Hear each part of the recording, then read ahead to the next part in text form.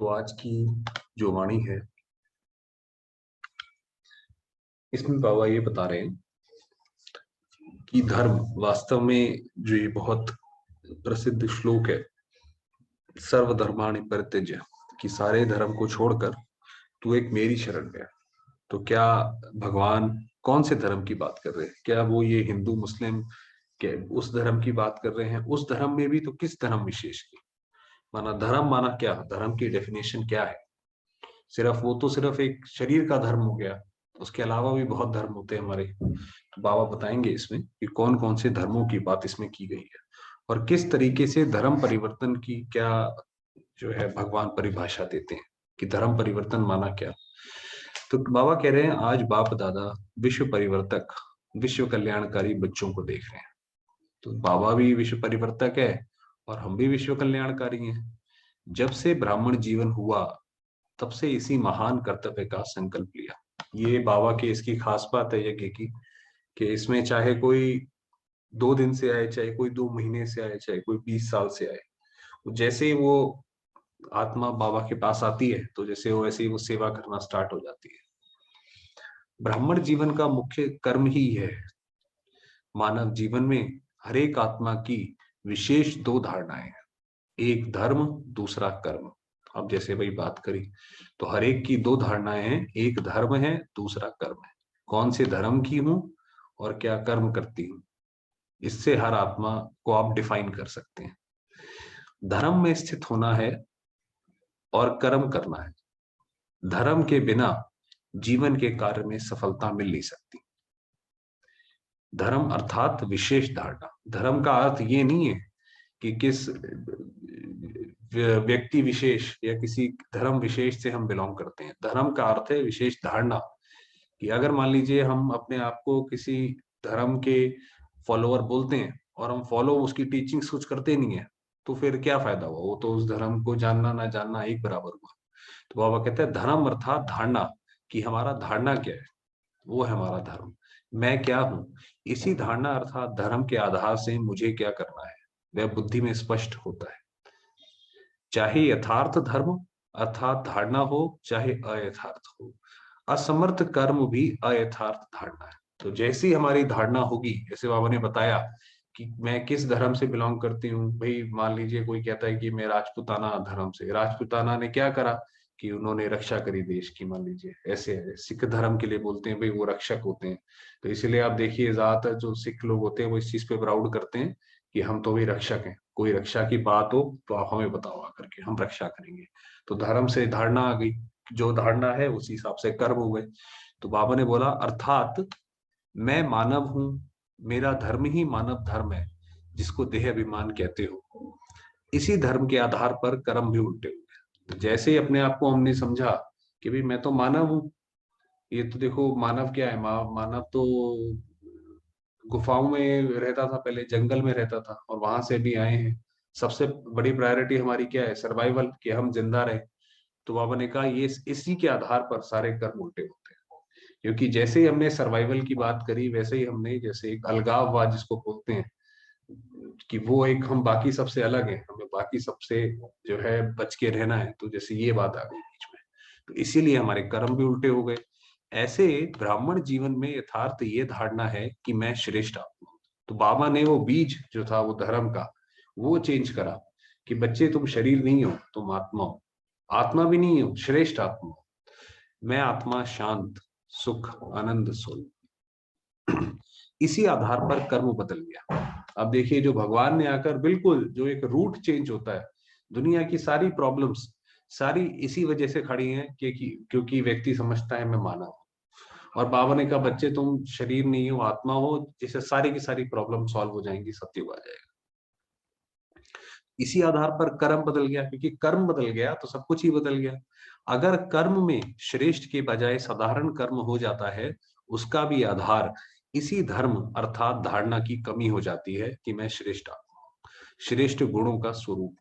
कि जैसे ही हम अपने अंदर ये भूलते हैं कि हमारे हमसे कोई भी अयथार्थ कर्म होता है या जो हम नहीं चाहते हैं तो भी होता है, तो इसका मतलब हमारे मन बुद्धि में ये बात अभी तक बैठी नहीं है कि मैं श्रेष्ठ आत्मा हूं और श्रेष्ठ गुणों का स्वरूप हूं। कि शिव बाबा की शक्तियां मुझ आत्मा के अंदर समाहित है, ये हमारे अंदर अभी बैठी नहीं है। तो फाउंडेशन क्या हुआ? इसी कारण धर्मात्मा शब्द कहा जाता है। आप सब धर्मात्मा हो ना, हम सब जो हैं वास्तव में बड़े से बड़े धर्मात्मा है, क्योंकि देवताओं से बड़ा धर्मात्मा कौन है? तो इसलिए हमें ये ध्यान रखना चाहिए कि हम नई दुनिया की जो बाबा ये रख रहे हैं उसकी नींव है, उसके लॉ मेकर है। तो इसीलिए हम कोई भी काम गलत नहीं कर सकते। तो बाबा कह रहा है आप सब धर्मात्मा हो, धर्मात्माओं द्वारा स्वतः ही व्यर्थ व साधारण कर्म समाप्त हो जाते हैं। पहले ये चेक करो कि सदा धर्म में स्थित रहता हूँ। अब ये चेक करो कि अपने आप को, कि जो बाबा ने जो हमें धर्म दिया है कि सारे धर्मों को छोड़, अपने आप को शरीर छोड़ो और अपने आप को आत्मा समझो, ये बाबा ने हमें धर्म दिया है, ये सतयुग का धर्म है। तो क्या हम उसके अंदर स्थित रहते हैं? तो कर्म स्वतः ही समर्थ चलता रहेगा। तो जैसे ही और हमें कुछ करने की जरूरत ही नहीं है। सिर्फ अपने आप को अगर हमने समझा कि मैं श्रेष्ठ आत्मा हूँ, और कुछ भी करने की जरूरत नहीं है, बाकी अपने आप कर्म उसी के हिसाब से होते रहेंगे। यही पहला पार्ट कि मैं कौन, इसी मैं कौन के क्वेश्चन में सारा ज्ञान आ जाता है। देखिए जैसे हमेशा हम लोग बात करते हैं कि बाबा कैसे एक बिंदु से स्टार्ट करते हैं और फिर बिंदु का विस्तार विस्तार विस्तार विस्तार करते हुए चले जाते हैं। तो वही बताया कि अब ये बिंदु कौन सा है, एक पॉइंट कौन सा है कि मैं कौन, कि मैं कौन सी आत्मा हूं माना, मैं कौन। इसी प्रश्न के उत्तर निकालो तो कितनी लिस्ट बन जाएगी। अभी अभी सेकंड में अगर स्मृति में लाओ तो कितने टाइटल्स याद आ जाएंगे कि मैं कौन सी आत्मा हूं। अगर हम सोचें, आंखें बंद करें, तो हम ये जरा सोचे कि मैं कौन सी आत्मा हूं, तो आप देखिए कितने सारे टाइटल्स जैसे बाबा देते हैं कि तुम तो मेरे सिकीलते हो, स्नेही हो, नूरे रत्न हो, कितने सारे आ जाते हैं टाइटल्स। क्योंकि कर्म के आधार पर सबसे ज्यादा टाइटल्स वह आपके भी टाइटल्स सब में मास्टर हो गए ना। आप देखिए जो ये मंदिर है, ये वास्तव में क्या है? ये शिव बाबा के कर्म के टाइटल्स हैं। सोमनाथ, विश्वनाथ, अमरनाथ। सोमनाथ कौन? जो सोमरस पिलाता है, सोमरस माना अमृत, ज्ञान अमृत जो बाबा पिलाते हैं, इसलिए उसका नाम सोमनाथ का मंदिर है। अमरनाथ की हमें जो आत्मा का ज्ञान देते हैं, आत्मा तो अमर है, जन्म मरण के चक्र से छुड़ा देते हैं, इसलिए अमरनाथ हो गया। तो ये आप देखेंगे सारे शिव बाबा के जो नाम है, जो मंदिर है ढेर सारे, ये सारे के सारे उसी को ही उसी का ही प्रतीक है। क्योंकि कर्म के आधार पर सबसे ज्यादा टाइटल्स में आपके भी टाइटल्स हैं, सब में मास्टर हो गए ना। सारे कल्प के अंदर टाइटल्स की लिस्ट इतनी बड़ी किसकी भी नहीं होगी, देवताओं की भी नहीं है, कि जितने टाइटल्स हमें बाबा देते हैं। जैसे उस दिन हम बात कर रहे थे, आप एक मुरली उठाएं, बाबा ने कितना 1937 से ज्ञान देना स्टार्ट किया, जब ब्रह्मा बाबा के तन में पहली बार आए, और दादी जब तक रही करीबन 2000 के आसपास तक।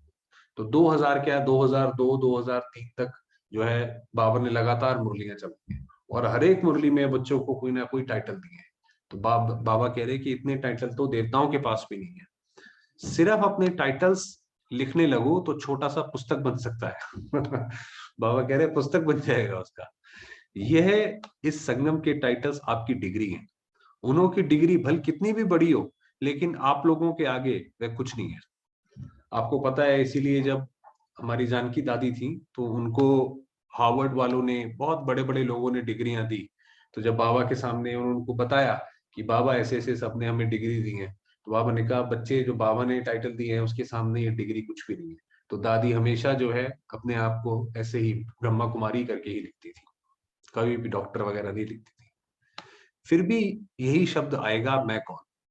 तो बाबा कह रहे डिग्री की जो है, डिग्री की जो बात है कि वो कितनी भी है, तो आखिर में यही शब्द आएगा, मैं कौन। रोज नया नया टाइटल स्मृति में रखो, अर्थात उसी टाइटल के धारणा स्वरूप धर्मात्मा बन कर्म करो। तो टाइटल का मतलब ये नहीं है कि हम अपने को बोले तो सही, मैं शांत स्वरूप आत्मा हूँ, शांति दाता हूँ, है ना, और शांति प्रदाता हूँ, और काम हम जो है दूसरों को अशांत करने की करें। बाबा कह रहा है ऐसे नहीं, टाइटल अपनी बुद्धि में रखो और उसके हिसाब से कर्म भी करो।